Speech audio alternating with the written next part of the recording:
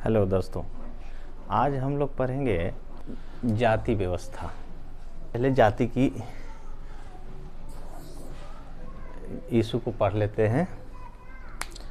जाति की उत्पत्ति कैसे हुई, जाति कब से शुरुआत हुआ, इसका क्या प्रभाव पड़ा और समाज में कैसे यह एक समस्या खड़ी हुई और आज के संदर्भ में जाति का क्या रोल है। भारत में जो जाति की शुरुआत हुई है वैदिक एरा आने के बाद लगभग 1500 और 600 BC के बीच में 4 वेदों की रचना किया गया। जब आर्य आए लोग, सिंधु घाटी सभ्यता समाप्त होने के बाद 4 वेद की रचना हुई। सबसे पहले ऋग्वेद, उसके बाद सामवेद, आयुर्वेद और अथर्ववेद। इन सब में समाज व्यवस्था और लाइफ स्टाइल कैसे समाज चलेगा इसके बारे में कई तरह के नियम कानून तय किए गए। समाज को 4 वर्ण में बांटा गया आर्यों के द्वारा। यह मध्य एशिया से लोग आए थे। जब मोहनजोदाड़ो की सभ्यता समाप्त हो गई, इसके बाद माना जाता है लगभग 1500 BC से इसकी शुरुआत हुई और उत्तर भारत में पाकिस्तान और हरियाणा, पंजाब जो उत्तर भारत में है, इन सब क्षेत्रों में वो स्थापित हो गए। और जो यहाँ के जो मूल निवासी लोग थे उनको दास के रूप में वो 4 वर्णों में बांटा। ये 4 वर्णों में जो बांटा गया यह काम के आधार पर बांटा गया। ब्राह्मण पुरोहित वर्ग का काम करते थे, पढ़ने लिखने का अधिकार इन लोगों को था और जितना भी समाज के नियम कानून तय करने वाले यही लोग थे। और जो राज्य संचालित से संबंधित क्षेत्र की रक्षा करना इन लोगों को क्षत्रिय को दिया गया। और वैश्य जो व्यापार में लगे हुए थे वैश्य कहलाए। सामानों और वस्तुओं का आदान प्रदान करना, सेल परचेज करना, ये वैश्य कहलाए। और शूद्र जो वस्तु और सेवाओं का निर्माण करते थे। लेकिन इसमें इन लोगों में भी कई कैटेगरी बना दिया गया, क्योंकि काम के आधार पर इन लोगों को बांट दिया गया। और इन लोगों में भी, इन ग्रुपों में भी कई अलग अलग कामों को चिन्हित किया गया और काम के आधार पर जातियों का विभाजन हुआ। जैसे शूद्र, वैश्य और क्षत्रिय, ब्राह्मण में भी कई जातियां उपजातियों में बांटा गया उनके काम के आधार पे। अभी फिलहाल पूरे देश में 6743 जातियां हैं। काम के आधार पर, जैसे काम करने वाले जो काम करेंगे उसी का जाति का नाम दे दिया गया।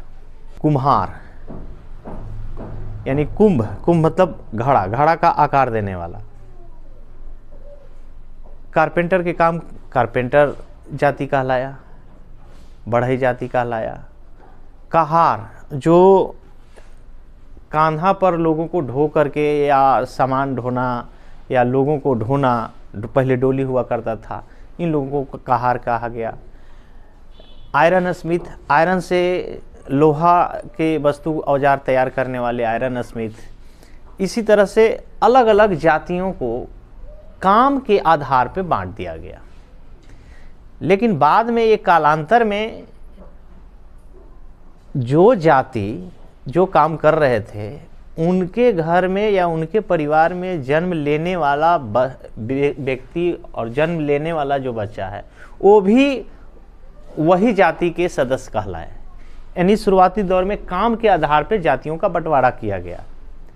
लेकिन बाद में इसका आधार जन्म लेने लगा।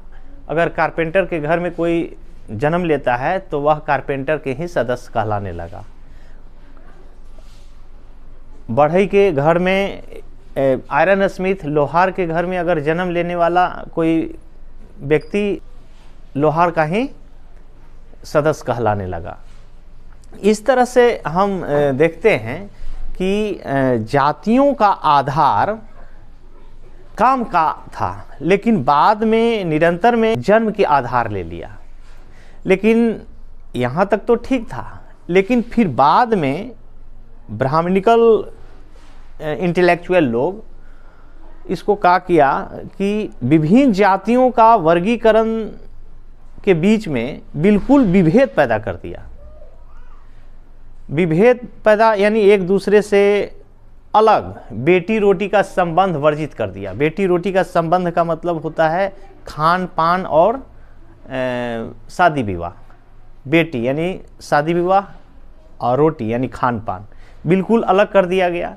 एक जाति दूसरे की जाति में बेटी रोटी का संबंध नहीं रखेंगे, दूसरे जाति में तीसरे जाति में सामाजिक दूरियां बढ़ा दी गई। तो इन लोगों में बंटवारा होते चला गया, कई जातीय ग्रुप में विभक्त होते चला गया पूरे सोसाइटी।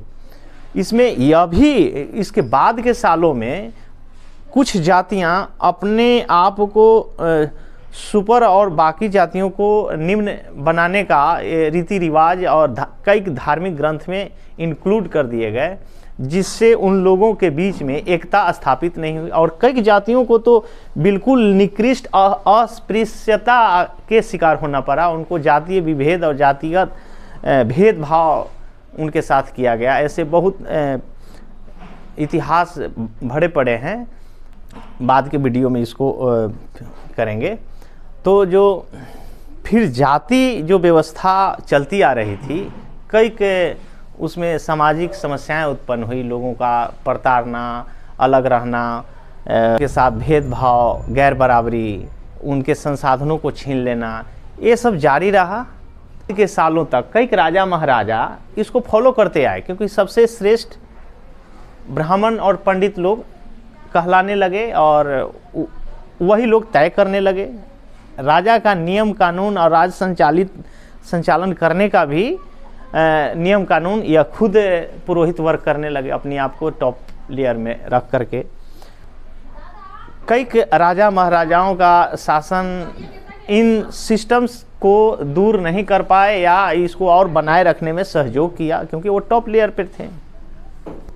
दिल्ली सल्तनत आई, उसको भी वे लोग भी इस जातीय व्यवस्था को, जातीय विभेदीकरण को दूर नहीं कर पाए। अंग्रेज आया, अंग्रेज बहुत हद तक इन जातीय विभाजन और जातीय जो समाज में कुरीति फैली हुई थी उसको दूर करने की कोशिश भी किया और बहुत हद तक सफल भी हुए। मुगल एम्पायर भी इसको किसी तरह का कोई इंटरफेयर नहीं किया। धार्मिक आज़ादी मिली, यानी देश आज़ाद हुआ अंग्रेज़ों से, हमारे यहाँ के जो शासन स्थापित हुआ जिसको हम लोकतांत्रिक पार्लियामेंट्री शासन कहते हैं। इसके बाद के सालों में जाति का क्या रोल है, ये हम लोग अब अगले वीडियो में पढ़ेंगे।